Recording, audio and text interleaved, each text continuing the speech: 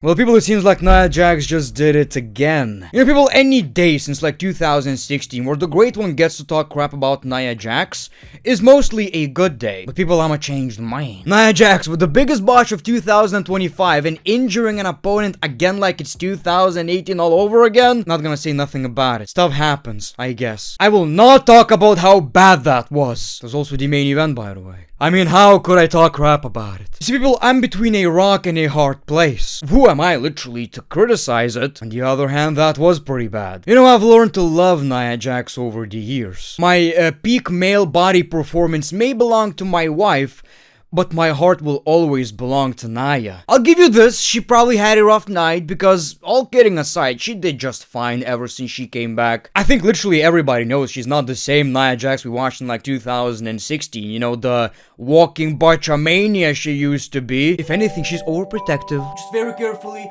landing with her butt. But if we're gonna act like it was not Nia Jax, oh my god, that was so bad. How was the rest of SmackDown? I guess it was fine for what it was. Like, they're building a premium live event that is almost like a house show, you know, with matches that don't really matter that much, don't really have any kind of payoff. Like Cody versus Sept. Does it matter who actually wins the match? And isn't it obvious we're going to get some shenanigans? Stephanie versus Tiffany. That just kind of rolls off your tongue, doesn't it? Stephanie, Tiffany, need some Nia in me. How great that would be. Again, doesn't matter who wins this match. Well, maybe it matters to them. They will get to hold this gigantic championship. Well, the show kicks off with Paul Heyman. He mocks Orlando, talks about Rollins, Roman Reigns' injury, Braun Breaker, and the Brock Lesnar rumors by saying, maybe we should address the conspiracies and rumors regarding Brock Lesnar. Now, I know a lot of people are going to say, at this point, they're just making fun of us. They're actually talking about the Brock Lesnar situation. Nah, come on. They're talking about the conspiracies and rumors because randomly Paul Heyman aligned himself with Brock Lesnar again. That's what they're talking about. Come on, get out of your own ass, people. But then Cody interrupts. He confronts Heyman about his ties to Brock Lesnar. He also kinda implied that Paul Heyman is having an affair with Brock Lesnar. Why would you care? None of your business. Heyman didn't answer. He just called himself the GOAT, but warns that when Brock is around, everyone is in danger, even if he's not here tonight. We see the bronze. Cody cuts down Breaker, saying he doesn't see him as a main event to happen. This fires up Breaker. We got a fight. Cody got some shots, but obviously it's all about that numbers game, people. Randy Orton runs down for the save, hits Reed with an RKO. Cody tosses Breaker out, and before he handed the championship to Cody, he held it. He looked at it, people. He wants it. He craves it. And as a big Randy Orton fan, you know, a fan doesn't even cut it anymore, people. I'm like a fangirl. I'm a stan. I be gooning to Randy. Like, he's my guy, right? He's my guy. I don't even know what gooning means, by the way. I just know that's something people say. So whatever that means, yeah, I'm doing it. Yeah, I'm doing it. I love Randy. I think that's pretty interesting. You know, I honestly just want this to happen already. Randy, you gotta turn heel. You know, and that's what I keep telling you, people. The punt kick never really happened lately because what they're doing right now is building it. They're building that shit. They're making you think, oh my god, when somebody is going to get punt kicked, it's gonna be a big deal. And it will be, because not only will it finally work, it's going to be on Codester. You know? Cody, I didn't mean to injure you, but you're just kind of stupid. I'm allergic to stupid. Like, at a certain point, as much as I love Cody, Randy Orton is gonna have to act up. He can't be Cody's bitch all this time. We got the Tag Team Championship #1 contenders match. Mello Don't Miss versus the Street Profits, which was a pretty nice match. Obviously, when it matters, at least, I'm gonna be interested somewhat. I mean, it's a #1 contenders match. Now, Mello kind of fucked up in my opinion because The Miz tagged himself in. Maybe they would have won, but it was all about ego, and Mello kind of cost themselves the match. So it's the Street Profits versus the Wyatt Six, which is whatever. But I guess what that means is that Carmelo is slowly turning face. Like, they've been building this. It's gonna be another Austin Theory and Grayson Waller situation where they build this shit for like 15 years and then it doesn't happen because somebody gets injured. Whatever. I'll say this though. I complained about the Kabuki Warrior split for a long time because they keep teasing it and never actually doing it. And once I said it, they did exactly that the next week. So, you know, maybe I'm gonna be wrong. I think Carmelo as a babyface could definitely work. He does have that douchebag vibe which works for him, but he's also so interesting and good in the ring. I think it could work in his favor as a babyface. We got Julia and Kiana James versus Michin and B-Fab. Not gonna pretend, not necessarily something I'm very excited about, but Julia and Kiana won. Don't have much to say about it, just give me more United States Championship matches. Still doesn't work for me, brother. Make me care about that goddamn championship. Again, the Intercontinental Championship is a mid-card title. This is below that. Sol Ruka and Zarya want a shot at tag team titles. Charlotte says you haven't earned it. Obviously, they respond with the typical, you're a flare. Okay, so maybe the tag team championship is coming. That's all good, whatever.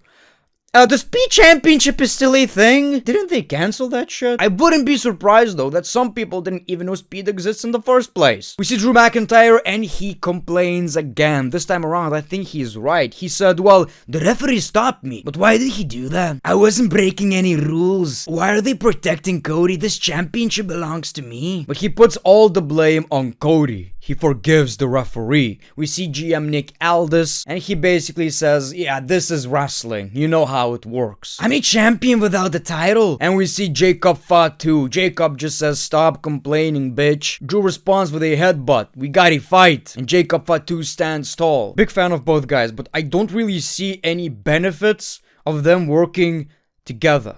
Because both need W's. Especially right now. Obviously, you're gonna have these kinds of storylines and it's probably gonna be good, filled with great matches. But at the same time, these are two guys we always complain about not getting the right opportunities. Jacob Fatu is one of the biggest things that is about to happen in the WWE. Drew McIntyre, well, he should be a champion right now. I don't see who this necessarily benefits. We get one of the most basic Tiffany Stratton and Vaquer segments where Tiffany said, whatever happens, I'm gonna win the match. I'm gonna be the Crown Jewel champion. I would lose on purpose. Crown Jewel.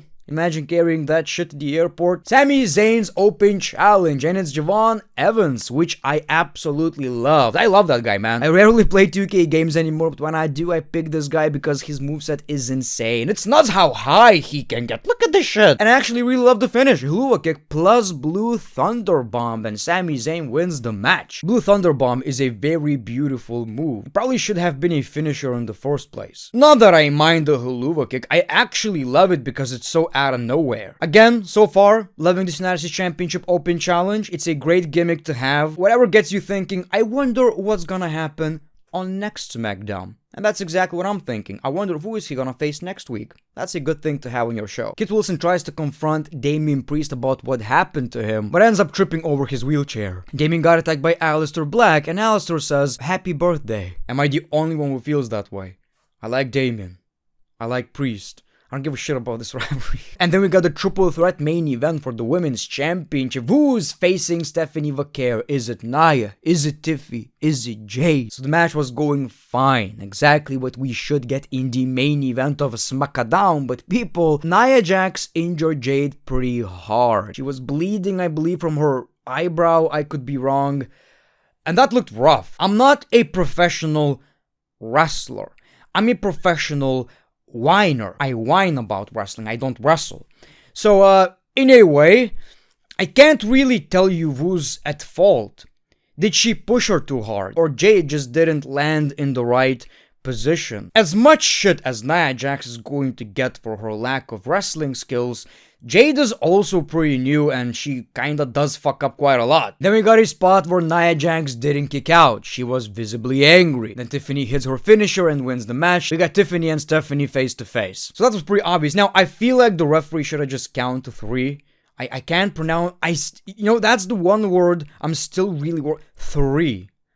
But here's the thing, it's always so easy to say, well, you should have just done this or that or this or that. Why didn't you do this instead of that? When you're in the moment, it's really hard to come up with that decision in like half a second, right? Like the referee knew the finish and expected Nia Jax to kick out. Counting to 3 would have saved this moment, but at the same time, if you're always going to be this confident counting to 3 all the time, it could also create some really weird ass moments where the match ends abruptly. There are 2 scenarios. Maybe that was supposed to be the finish and the referee didn't know, or most likely Nia Jax was supposed to kick out. Pretty bad spot. At the end of the day, not that big of a deal. Nobody got, well, Jade got injured. Well, not from this spot though. And that was your SmackDown. Okay show, not necessarily anything worth revisiting. Oh, hopefully all of that changes once Survivor Series starts rolling around and we get something a little bit more important. But thank you for watching this video, people. The Great One, peace, love, and hugs. It's been a pleasure.